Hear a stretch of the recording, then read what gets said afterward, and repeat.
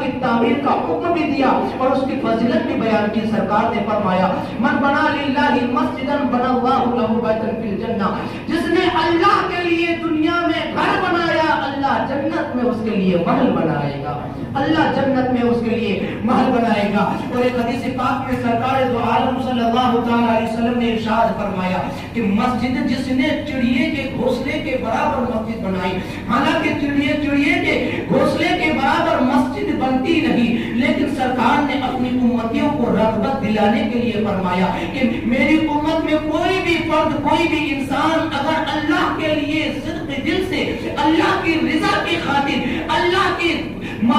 तबारक व तआला की तक़र्रुब की खातिर अल्लाह के लिए मस्जिद बनाएगा, हुज़ूर फरमाते हैं अल्लाह उसके लिए भी जन्नत में घर बनाएगा। ये मस्जिद की फजीलत और अहमियत है। मेरे दोस्तों, आज हर कोई मस्जिद तो बनाते हैं लेकिन मस्जिदों को आबाद नहीं करते, मस्जिदों को वीरान रख देते हैं। मैं बताऊंगा जहां पर सरकार दो आलम सल्लल्लाहु तआला अलैहि वसल्लम ने मस्जिद बनाने की तरगीब दिलाई है, मस्जिद की फजीलत बयान की है, वहां पर सरकार दो आलम सल्लल्लाहु तआला अलैहि वसल्लम ने मस्जिदों को आबाद करने का भी हुक्म दिया है। आज देखा जाता है कि जगह जगह लोग मस्जिदें तो बनाते हैं लेकिन मस्जिदों को आबाद नहीं करते। हम लोग ये सोचते हैं कि मस्जिदों में मीनार लगा देना मस्जिदों की आबादी है, मस्जिदों में लाइटिंग कर देना मस्जिदों की आबादी है, मस्जिदों में पंखे लगा देना मस्जिदों की आबादी है, मस्जिदों में दरवाजे लगा देना मस्जिदों की आबादी है, मस्जिदें जो है दरो दीवार से सजा देना, मस्जिदों में कलर कर देना, ये मस्जिदों की आबादी है। लेकिन मेरे यारों, ये मस्जिदों की आबादी नहीं बल्कि मस्जिदों तो सजदों से आबाद की जाती है, मस्जिदों की जीनत तो सजदों से हुआ करती है। इसलिए जहां पर आप मस्जिद बनाएं तो उसे आबाद में रखें। सरकार दो आलम सल्लल्लाहु तआला अलैहि वसल्लम की हदीस पाक है, मुस्तफा करीम सल्लल्लाहु तआला अलैहि वसल्लम ने इरशाद फरमाया कि मस्जिदों को जब कोई बनाता है, बनाने के बाद उसे वीरान रखता है, उसे आबाद नहीं करता। अल्लाह के प्यारे हबीब इरशाद फरमाते हैं कि वो मस्जिदें अल्लाह की बारगाह में दुआ करती है, मौला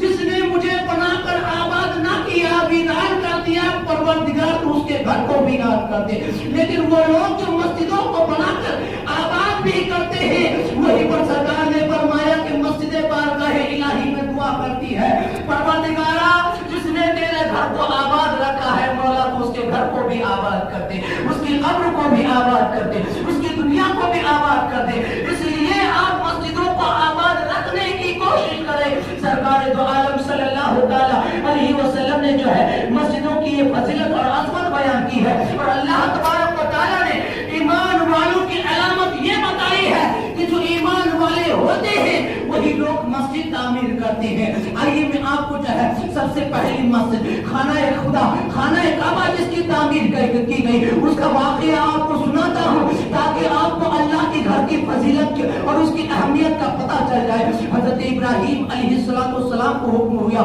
ए इब्राहीम मेरे घर की तामीर करो, खाना काबा की तामीर करो। हजरत इब्राहीम अलैहिस्सलाम बारगाह इलाही में अर्ज़ गुज़ार हुए, परवरदिगार ए रब्बे कायनात, ए खालिक़े कायनात, खाना खुदा की तामीर कैसे की जाएगी, खाना काबा की तामीर कैसे की जाएगी। सुनो, अल्लाह तबारक व तआला ने फरमाया, ए इब्राहीम तुम्हें घबराने की जरूरत नहीं है। अल्लाह तबारक व तआला ने जन्नत से मटेरियल भिजवाया और उसके बाद उस मटेरियल से खाना खुदा की तामीर का आगाज हुआ। हजरत इब्राहीम अलैहिस्सलाम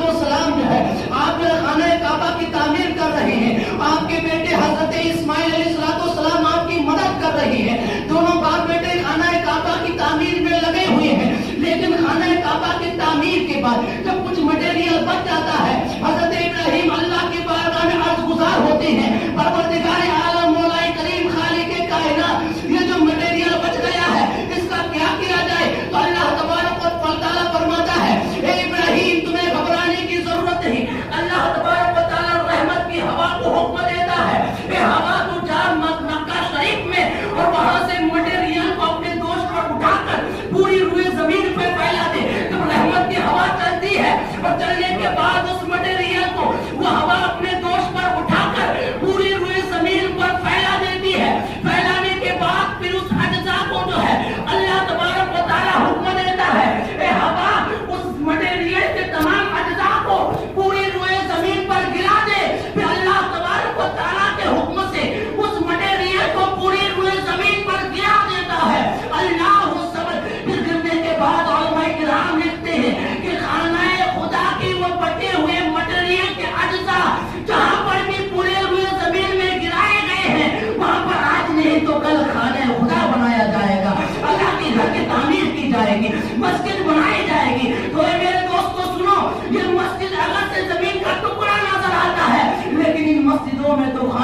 اللہ کے اجزاء شامل ہے، ان مسجدوں میں تو جنت کے اجزاء شامل ہے، اس مسجدوں میں تو جنت کے جو ہے ٹکڑے شامل ہے۔ اس لیے کہا گیا ہے کہ مسجد جو ہے یہ دنیا سے الگ ہے، دنیا پناہ ہو جائے گی لیکن مسجدوں کو اللہ پناہ نہیں کرے گا، مسجدوں کے لیے تباہی نہیں آئے گی۔ یہ بات ہر کوئی جانتے ہیں، قیامت آئے گی، دنیا میں رد و بدل ہوگی، زمین و آسمان ایک کر دیے جائیں گے، سورج سوا نیزے پر ہوگا، ہر کوئی پریشان حال ہوگا، دنیا میں جتنے بھی گھر ہیں، جتنے بھی بلڈنگ ہیں، جتنے بھی محلات ہیں، تمام چیزوں کے لیے تباہی آئے گی، قیامت کا منظر عجیب ہوگا۔ لیکن سنو، مسجد کی فضیلت یہ بیان کی ہے کہ قیامت کے دن اللہ تبارک و تعالی مسجدوں پر قیامت نازل نہ فرمائے گا، بلکہ یہ مسجدیں آسمان میں اٹھا لی جائیں گی۔ یہ مسجدوں کی عظمت اور فضیلت بیان کی گئی ہے۔ اس لیے میرے دوستو، آپ مسجد بنائیں، مسجد کو آباد بھی کریں۔ آج لوگ مسجدیں بناتے ہیں تو مسجد کے لیے کسی سے چندہ مانگا جاتا ہے، مسجد کے لیے کسی سے پیسے مانگے جاتے ہیں۔ ان کا کہنا یہ ہوتا ہے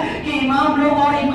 اور مولانا حضرت کا جو ہے کام ہی یہ ہوتا ہے کہ وہ ممبر پر کھڑے ہو کر چندہ وصول کرے۔ میں کہتا ہوں اگر کوئی مولانا یا امام صاحب اگر اپنے نفس کے لیے چندہ کرے تو وہ عیب ہو سکتا ہے، لیکن خانہ خدا کے لیے چندہ کرنا عیب نہیں ہے، بلکہ میرے مصطفیٰ کی سنت ہے۔ میرے مصطفیٰ نے ممبر رسول سے جو ہے اعلان انفاق فی سبیل اللہ کا اعلان کیا تو حضرت عثمان غنی رضی اللہ تعالیٰ عنہ نے اللہ کی راہ میں ایک دو اونٹ نہیں بلکہ ہزاروں اونٹ دیے اور اللہ کی راہ میں دے کر پیارے آقا صلی اللہ تعالیٰ علیہ وسلم سے کہا یا رسول اللہ، میرے یہ ہزاروں اونٹ آپ کی بارگاہ میں دیتا ہوں، قبول فرمائے۔ میرے مصطفیٰ نے قبول فرمایا۔ تو چندہ کرنا یہ کوئی عیب کی بات نہیں ہے، کسی سے اللہ کے دین کی خدمت کے لیے پیسہ مانگنا عیب کی بات نہیں ہے، بلکہ یہ تو میرے مصطفیٰ کی سنت ہے۔ تو میں مانگنا میرے مصطفیٰ کی سنت ہے تو دینا بھی تو صدیق اکبر کی سنت ہے، عمر فاروق کی سنت ہے، عثمان غنی کی سنت ہے، مولا علی کی سنت ہے۔ اس لیے آپ مسجدوں میں چندہ دیں، اگر آپ کی پہچان والے ہیں،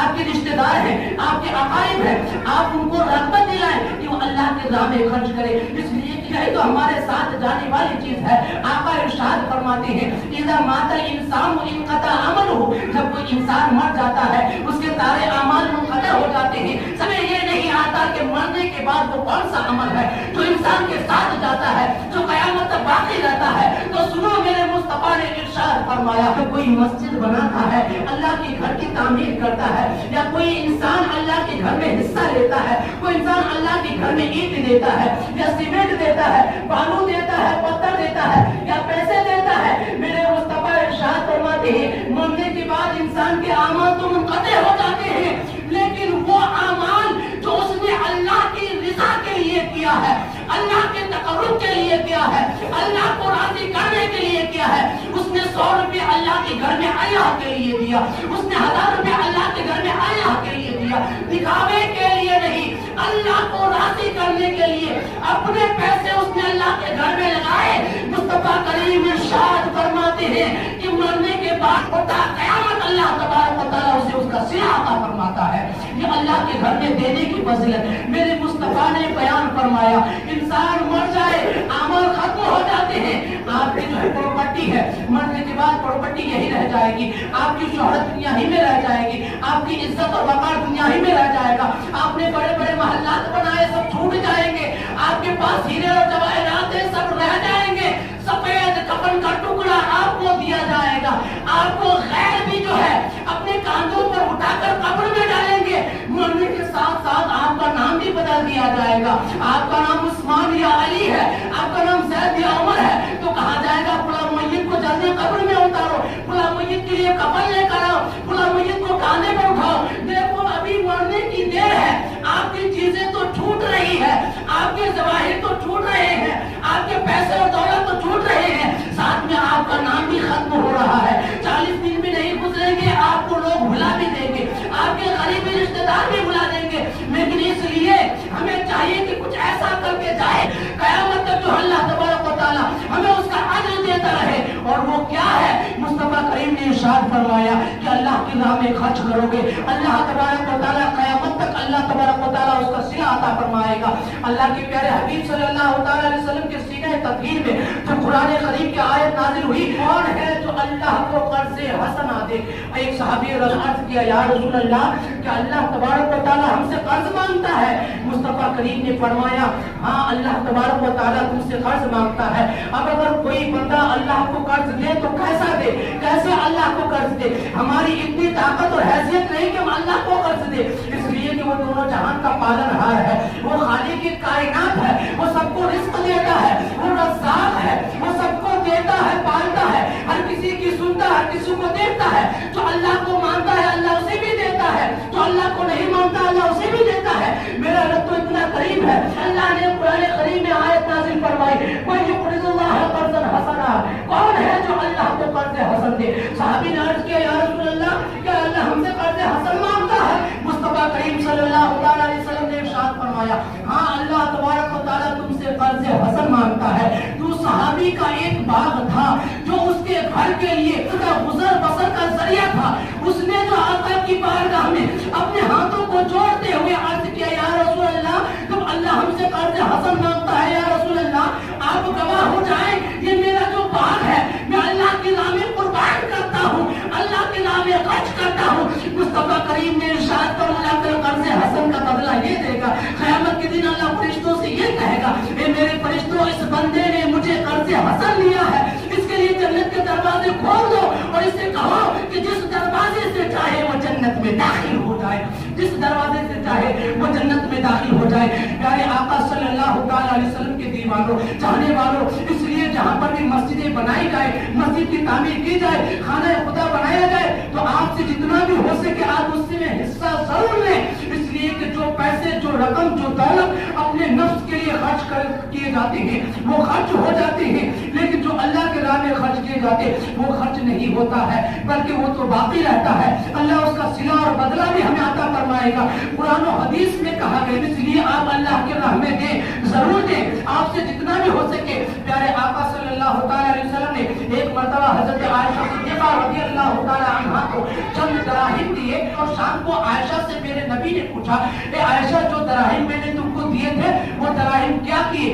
حضرت عائشہ رضی اللہ تعالی عنہا فرماتی ہے یا رسول اللہ میں نے تمام درہموں کو اللہ کے راہ میں خرچ کر دیے ہیں، صرف ایک درہم میں نے اپنے لیے بچا کر رکھا ہے۔ مصطفیٰ کریم مسکرانے لگے، حضرت عائشہ کہتی ہیں یا رسول اللہ مسکرانے کی وجہ کیا ہے؟ مصطفیٰ کریم ارشاد فرماتے ہیں اے عائشہ جو درہم تم نے اللہ کے راہ میں خرچ کیے ہیں وہ درہم خرچ نہیں ہوئے بلکہ وہ درہم تو باقی ہے، اللہ اس کا صلہ اور اجر ہمیں عطا فرمائے گا۔ اور جو ایک درہم تم نے اپنے لیے بچا کر رکھا ہے گویا کہ وہ ایک درہم خرچ ہو گیا ہے۔ جو اپنے نفس کے لیے انسان کرتا ہے وہ خرچ ہو جاتا ہے، وہ واپس ملنے والا نہیں ہے، لیکن جو اللہ کے راہ میں خرچ کیے جاتے وہ خرچ نہیں ہوتے بلکہ اس کا اجر اس کا صلہ اس کا بدلہ جو ہے اللہ ہمیں قیامت کے دن عطا فرمائے گا۔ وما توفیقی الا باللہ لا الہ الا اللہ محمد رسول اللہ۔